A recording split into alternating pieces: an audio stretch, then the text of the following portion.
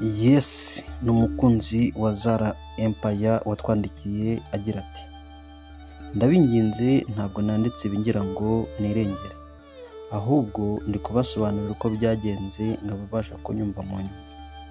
Ati nguko uko byatangiye. Ati ababyeyi banjye bari mu zabukuru kuko mbere bari abarimu, kuko nta bushobozi twari dufite byabaye ngombwa ko mpagarika kwiga kuko nigaga muri university. Ati rero umugabo umwe mu nshuti za mama yaje rimwe kudusura nuko abwira mu rugo ko yifuza ko umuhungu we twazashyingirana. Ati rero umuryango wanjye wanshishikarije kubyemera nubwo bari babizi neza ko mfite undi musore twakundanaga kandi twifuza kuzarushinga. Ati rero nabonye nta yandi mahitamo nza kwemera. Ati uyu musore yabaga muri Leta Zunze Ubumwe za Amerika kandi ari umugwizatunga. Ati si ukubabeshya nabibonyemo amahirwe yo gufasha umuryango wanjye kwikura mu bukene kuko numvaga byashimisha kugira icyo nakorera umuryango wanjye. Ati rero nyuma ya za mesaje za hato na hato twandikirana, uyu musore yaje kugaruka mu rugo maze dukora ubukwe.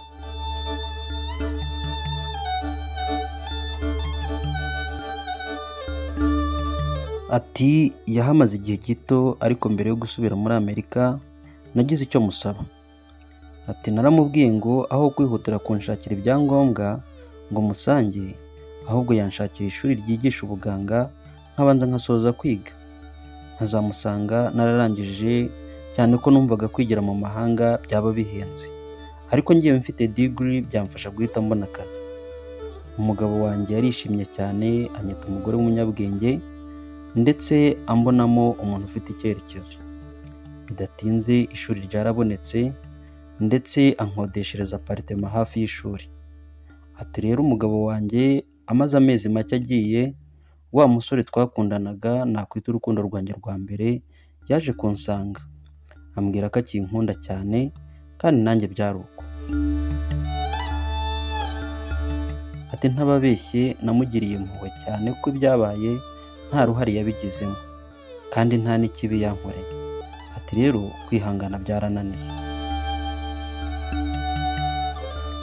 Twatangiye kubonana nk'ibisanzwe ndetse bidatinze ari mu karaza tubana muri apartment.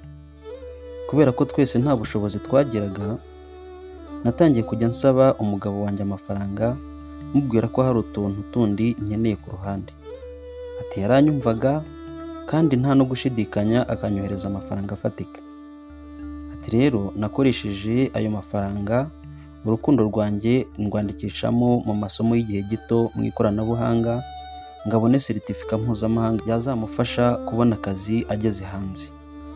Ati bitwabipanze tuvuga ko ningera muri Amerika nzatangira kumushakira ibyangombwa akazansangayo ubundi tukibanira. Hashize amezi make ndangije kwiga, visa yanjye yari yarabonetse ndetse nahise nsanga umugabo wanjye muri Amerika. Yarishimye pe. Muri icyo cyumweru twahise dutangira gushaka akazi cyane ko ibyangombwa byo gukorerayo yari yarabimboneye. Nafashe CV yanjye nyijyana mu bitaro byinshi birangira mpise mbona akazi. Umukunzi wanjye nawe twakomeje kuvugana. Hashize imyaka mike ndi muri Amerika nari maze kwisuganya mu buryo bw'ubushobozi, ari nako twageragezaga gushaka visa ngo turebe ko yansangayo. Nyuma yo kugerageza inshuro nyinshi byaje gukunda. Ati sinitaga kuba umugabo wanjye yamenye imipango yacu kubera ko urukundo rwacu rwari urwanyarwo, rwaratugeze nk'abasazi. Ati numvaga mfite gahunda yo kuzabibwira umugabo wanjye ubundi nkamusaba imbabazi. Ati gusa yaje kubivumbura mbere yuko ngira icyo mubwira. Ati ntababeshye numvaga ntacyo mfite cyo kwicuza ku mahitamo y'ubuzima bwanjye, ahubwo bidatinze nahise muha impapuro zisaba gatanya kuko numvaga ari wo mwanzuro wa nyuma. Ati rero mumbabare kuvuga gutya, gusa ndasaba imbabazi uwahoze ari umugabo wanjye kuko urushako rwacu rwari rushingiye ku bintu kuva ku itangiriro. Sinigeze mukunda na hato. Umutima wanjye wari ufite undi muntu ukunda ati ibi nabikoze kubw'urukundo nkunda umuntu, ati rero ndi umuntu wafashe umwanzuro ukomeye kubera urukundo. Yarongeye ati sinda hano kugira ngo nihagarareho cyangwa niyemere, ndi hano mu gusaba imbabazi.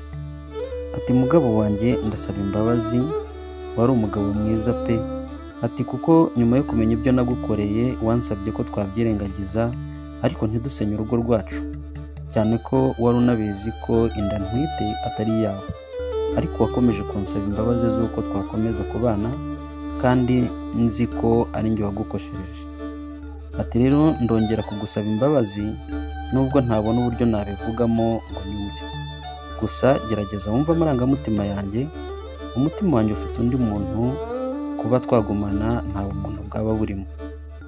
Ati ikindi ndagushimira kuba waremeye gusinya impapuro ziduha gatanya, yaba njyewe ndetse n'urukundo rwanjye twiteguye kwishyura buri kimwe ndetse tukarenza ku byo wantakajeho byose, wowe tubwira igiciro.